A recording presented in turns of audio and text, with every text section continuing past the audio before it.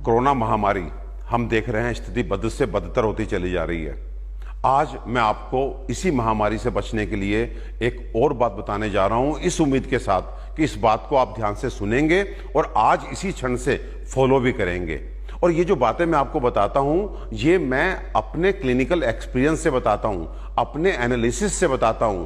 ये सुबह 7 से 9 जो मैं आपको जगाने के लिए सड़कों पे उतरता हूं, उसके बाद सुबह 9 से शाम 5 बजे तक हम कोरोना के पेशेंट्स देख रहे हैं, कोरोना के suspected patients as well as corona के कंफर्म्ड पेशेंट, और उनको भगवान की दया से अच्छे से ट्रीटमेंट कर रहे हैं। और आज जो बात मैं आपसे शेयर करना चाहता हूं वो ये कि आज ये वायरस हमारे एयर में फैल चुका है, क्योंकि 80% लोग ऐसे हैं जो नहीं जानते कि वो कोरोना पॉजिटिव हैं, उनको सिम्टम नहीं है, लेकिन वो कोरोना के पोटेंशियल एक तरह से कैरियर्स हैं। वो बिना मास्क लगाए सड़क पे घूम रहे हैं और उनके मुंह से निकले हुए वायरस के छोटे छोटे पार्टिकल वो एरोसोल के रूप में हमारे एयर में हैं। तो इसलिए अगर इस अज्ञात शत्रु से आपने बचना है तो आज आपका भगवान आपके मंदिर में मास्क के रूप में प्रतिष्ठित होना चाहिए, और जब आप घर से बाहर जाएं तो वो भगवान जो है आपके ऊपर सुरक्षा कवच के रूप में लग जाना चाहिए, और ये तभी उतरना चाहिए जब आप घर में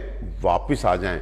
ध्यान रखिए, मैं फिर रिपीट करना चाहता हूं, यदि आप बाहर गए और इस एयर में वायरस के पार्टिकल्स हैं, वायरस के कण हैं, वो वायरस है और आपने मास्क लगाया हुआ है तो आपकी 90% तक सुरक्षा हो सकती है। लेकिन यदि आपने मास्क नहीं लगाया तो आप बहुत बड़े रिस्क में होंगे। तो बाहर चाहे आप किसी काम से जाएं, जरूरी काम से जाएं या सुबह घूमने के लिए जाएं, और आपको कोई आदमी नजर ना आए, तब भी आपको अपने मास्क को नहीं हटाना है।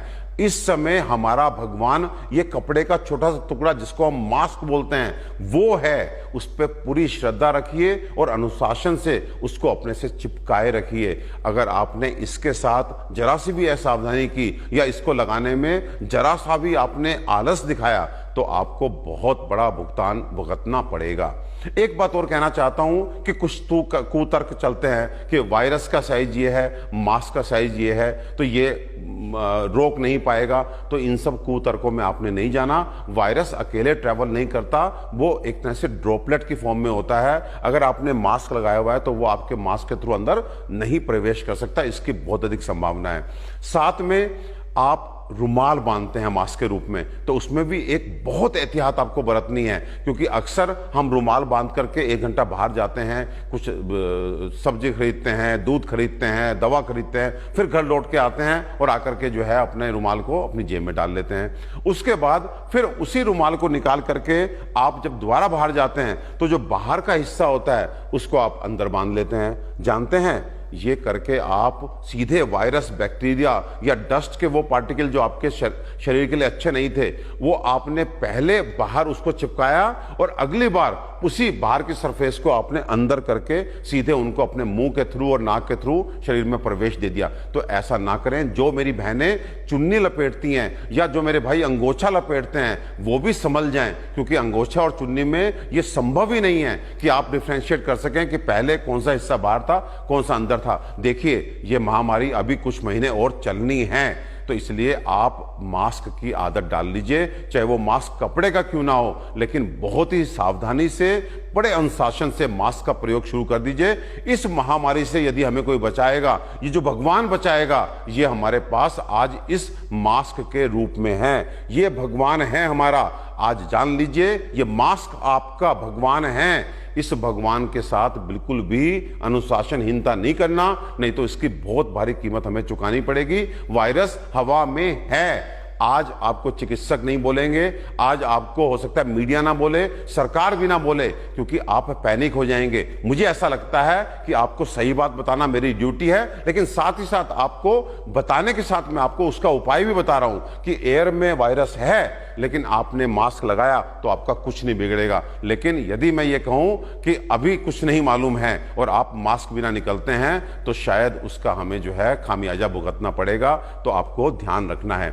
दूसरी बात, एक नया शब्द हर्ड इम्यूनिटी सुनने को आ रहा है कि कुछ लोग, बड़े बड़े वैज्ञानिक आपसे कह रहे हैं कि बाहर जाइए, आप वायरस से एक्सपोज्ड होइए, आपकी बॉडी में एंटीबॉडीज बनेंगे, आपका सुरक्षा एक कवच बन जाएगा। इसे हर्ड इम्यूनिटी जो बोलते हैं कि हर्ड इम्यूनिटी डेवलप कर जाएगी। लेकिन भैया, आप बाहर निकलेंगे, डेफिनेटली हार्ड इम्यूनिटी डेवलप करेगी, लेकिन किस कीमत पे?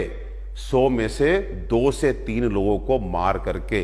यानी कि आप बाहर निकले और निकल करके, आप युवा हैं, आपको कुछ नहीं होगा, लेकिन आपके बड़े, आपके अपने माँ बाप, आपके अपने प्यारे नाना नानी, दादा दादी, आपके छोटे छोटे बच्चे, 2-2 महीने और 1 साल के बच्चे, अगर उनको हमने हार्ड इम्यूनिटी डेवलप करने के लिए बाहर निकाल दिया, तो आप समझिए कि हर 100 में से 3 लोगों को खो करके, 3 लोग कौन से? आपके अपने माँ बाप, आपके अपने भाई बहन, उनको खो करके अगर हार्ड इम्यूनिटी डेवलप की, तो ये बहुत महंगा सौदा है, तो इसे हम नहीं अफोर्ड कर सकते।